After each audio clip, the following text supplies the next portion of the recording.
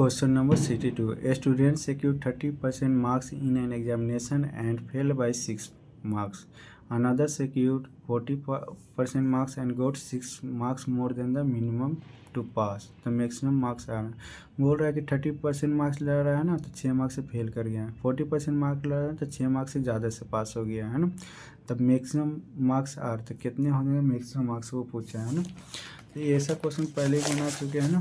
तो सबसे पहले यहाँ पर क्या बोलते हैं, 5% लिखते हैं ना. 40% ला रहा है तो 6 मार्क्स ज़्यादा से पास हो जा रहा है. 30% ला रहा है तो 6 मार्क्स से कम से फेल कर दे रहा है. 36% 6 मार्क्स से फेल कर जा रहा है. तो 5% क्या होता है, क्या बोलते हैं, परसेंटेज को क्या करते हैं, घटाते हैं, मार्क्स को जोड़ते हैं. परसेंटेज को घटाते हैं, मार्क्स को जोड़ते हैं. तो 40 माइनस 30 कितना, 10%. और सी ए कितना हो जाएगा, 6 + 6 12. 10% का वैल्यू 12 हो जाता है. 100% का वैल्यू कितना, 120 मार्क्स हो जाएगा. यही मेरा राइट आंसर हो जाएगा. क्वेश्चन नंबर 63 है ना. Question number 63.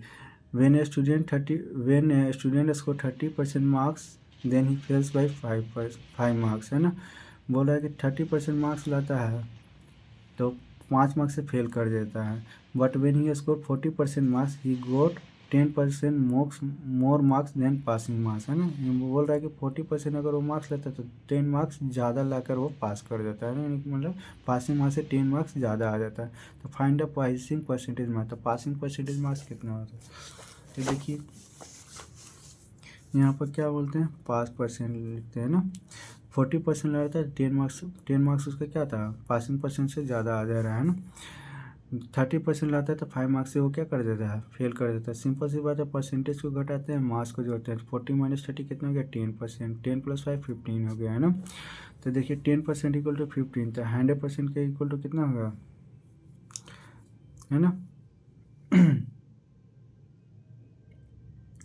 तो हमको क्या निकालना है, पास परसेंटेज निकालना है ना, न कि टोटल निकालना है. तो देखिए 10% इक्वल टू 15 ला लिया है ना. तो 5 मार्क्स इक्वल टू कितना हो जाएगा, है ना. तो देखिए 15% इक्वल टू 10% है ना. 15 mark equal to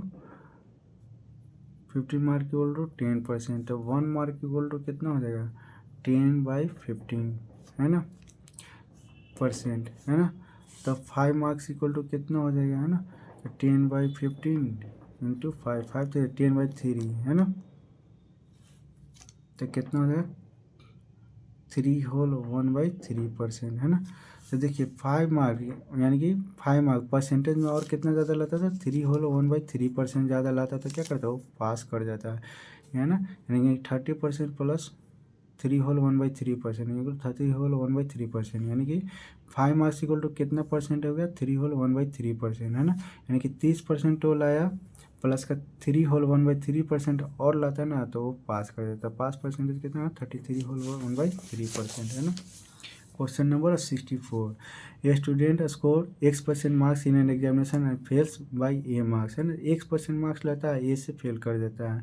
while another candidate score Y% marks, Y% marks लेता है और B मार्क्स से क्या होता है, ज़्यादा से पास कर देता है ना.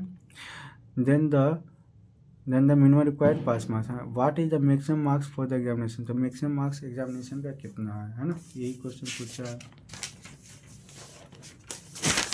देखिए Y% लाता है तो B मार्क्स ज़्यादा से पास हो जाता है. X% लाता है तो A मार्क्स से क्या करता है, फेल कर देता है ना. तो परसेंटेज में क्या करता है, घटाते हैं. तो ज़्यादा में से कम को घटाएंगे तो Y% माइनस का X% है ना.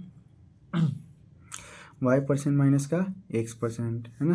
तो Y माइनस X% का वैल्यू कितना हो जाएगा, A + B है ना. तो 100% का वैल्यू कितना हो जाएगा, A + B divided by Y minus X into 100. तो टोटल मार्क्स ही पूछा था ना कि टोटल मार्क्स कितना है ना. तो total marks A + B into 100 divided by Y minus X हो जाएगा राइट आंसर है ना. Thank you.